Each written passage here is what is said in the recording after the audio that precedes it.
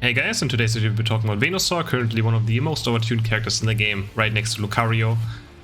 Can be played in center, can be played in lane. I'm going to be talking about lane VENUSAUR. And yeah, can be played in both lanes. Hate items, Muscle Band is probably one of the best items for VENUSAUR. You auto-attack a crazy amount even though you have special attack. Focus Band, you don't really need more than one damage item as well. You just do a lot of damage anyways, so Focus Band helps you live.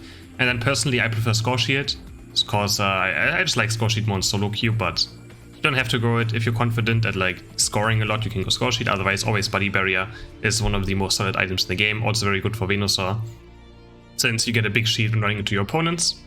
So laning phase, we Razor Leaf the first APOM and just auto attack it. We don't really care about getting level 3. What we look for is level 5 and level 7.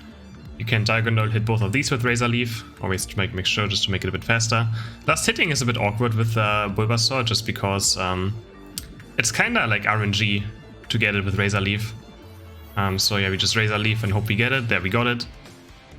It does quick damage, but it doesn't really, it's not like just one big burst. It's just a lot of like just fast damage, and yeah. Normally I'm pretty like passive unless we have someone that has strong early game. VENUSAUR auto attacks actually do a lot early game though. Like here you can see the Wine Whip, or like the boosted attack is like a does a lot of damage, and it also stuns, or like it knocks them together.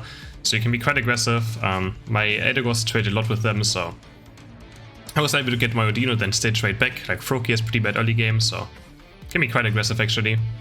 But my main goal is just getting level 5 and level 7. Biggest one is being level 7 for the first Dreadnought fight. That's your biggest goal. We skipped the Corpfish here because the bees are spawning at 850. If I do the Corpfish there, we're going to be late for this. So again, I'm going to keep my Razor Leaf since my opponents are not here yet. If the opponents are there, I just pretty much just Razor Leaf the bees and just hope I get it. Here I got it with Giga Drain, and now we just whip an auto attack. This guy just probably misclicked, went in, and yeah. You can see how much we auto attack, right? Like all these just proc Muscle Band over and over again. Muscle Band, very good early game item, very good late game item. And now we're already level 6, so we are very, very good. Prepared for the Dreadnought fight already. And when you have this big of a lead, you just permanent bait the Odinos, right? Like, we don't want them to ever get these. And we get it again. Now we already have a 4-level lead over the enemy Wigglypuff. So I just keep pressuring them. And yeah, I'm just level 7, and after level 7, so Petidance reduces the cooldown of Giga Drain. Like, I just don't care. They have 3-4 levels up on them. I can just pretty much be on their goal. I might die here if the enemy Sentry was here, but even then I was like very confident that I'd probably still win anyways. But yeah, I'm pretty much just living on their goal. It's kinda, I don't know if it was useful or not. I could have just taken our Dinos, but you know what? It kinda like reduces their mental strength by quite a lot when they just like literally are not able to play the game. Now we take our Dinos and the Corpfish after, and then we're very on our way to level 9 pretty easily already. So yeah, level 7 is huge for the first Dreadnought fight. You can pretty much just Giga, so what Giga Drain does now is it reduces the damage you take by 40%. So you just become unkillable, and it permanently resets, it also heals. So they are buffed Petidance and Giga Drain at the same time, which has made it very, very overpowered suddenly, from like a beam build to being the best build in the game. In like one patch. Happened to quite a few heroes, characters last patch. Same for like Talonflame from like a meme to a good character. But you can see we're just very aggressive. We weave an auto attack after auto attack. Okay, and then we finally died. We actually died to a rollout. 1000 damage. I feel like it maybe crit me. So there's a fun fact: if you go scope lens on Wigglytuff, it can actually crit. But yeah, was a bit overextended there. But again, you're just very aggressive with this character. Like you shouldn't really care too much. You just run in, auto attack, Giga Drain, reset your Giga Drain with Petidance, and just keep pressuring as much as you can. And the boosted attack is actually an insane CC. I absolutely hate playing against it. You just get flung around, it cancels your abilities. But here you can see, like I literally just run into 3 characters and just tank them. And yeah, play around my cooldowns, play around my Petidance. So I have Petidance on cooldown. I always go back a bit, but again, just make sure we just weave an auto attack after auto attack. If you don't do this, you're just wasting a lot of VENUSAUR's potential. Okay, gets one shot. Was good by our team. And now our focus is to kill the enemy central player, which was VENUSAUR, so they have a central VENUSAUR. So now our focus should be on getting Dreadnought. So just running into them as much as we can. Yeah, and then it's just instantly turn 2. So Muscle Band also helps us take Dreadnought very fast. It's one of the best items to do it. Here I turn on Lucario, like we have to kind of kill him or he might steal it. And again, Giga Drain is so many clutch moments where Giga Drain just makes you unkillable and you barely live certain scenarios.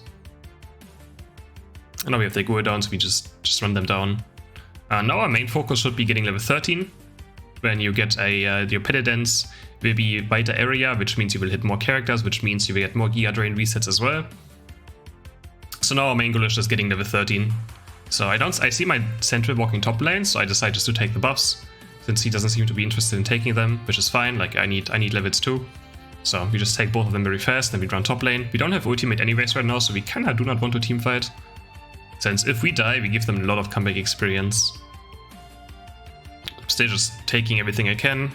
2 buffs a Corpfish, and now we can just look for something on top.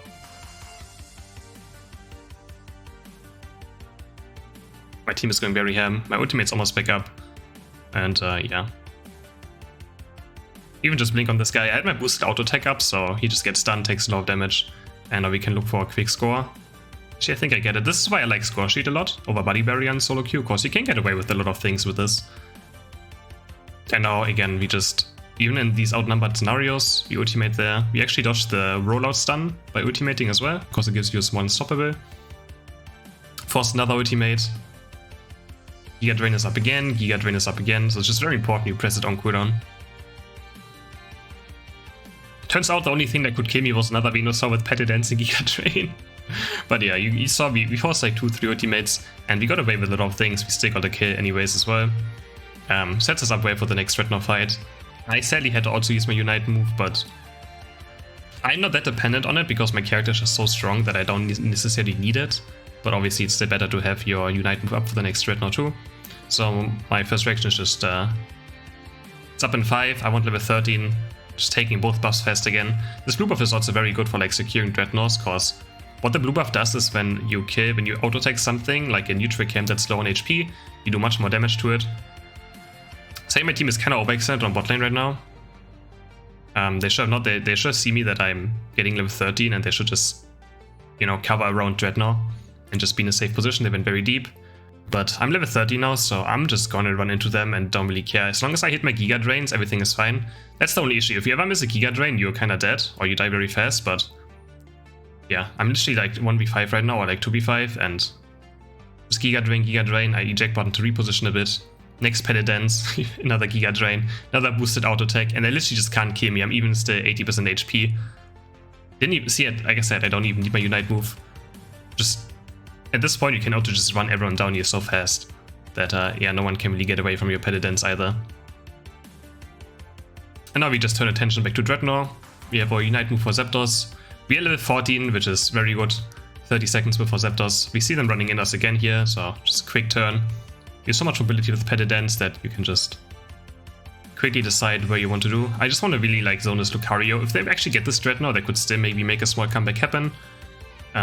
Cause they're kind of low level. And any level obviously matters. So yeah, we secure Dreadnought. Now it's time for Zapdos. So we have a huge lead, right? So our goal is just to kill them. Or like, my mind is, I will never hit like Zapdos unless they have 4 or 5 dead. Or 3 dead. So my goal is just, as soon as I see my opponents running to Zapdos, I just don't care and I just run into them since I'm so overfed. Like I've level lead on everyone that I just want to... Yeah, I'm just competing for my Talonflame a bit. But when it comes to Zapdos, like we never want to do Zapdos at this point. So I don't even start it. Like, don't be the one that just randomly starts Zapdos when you have such a huge lead. Just helped out my Talonflame a bit. You see I'm in a very bad spot, but like it literally doesn't matter. I just press Petidance. Now I'm 1v4. And I force another ultimate.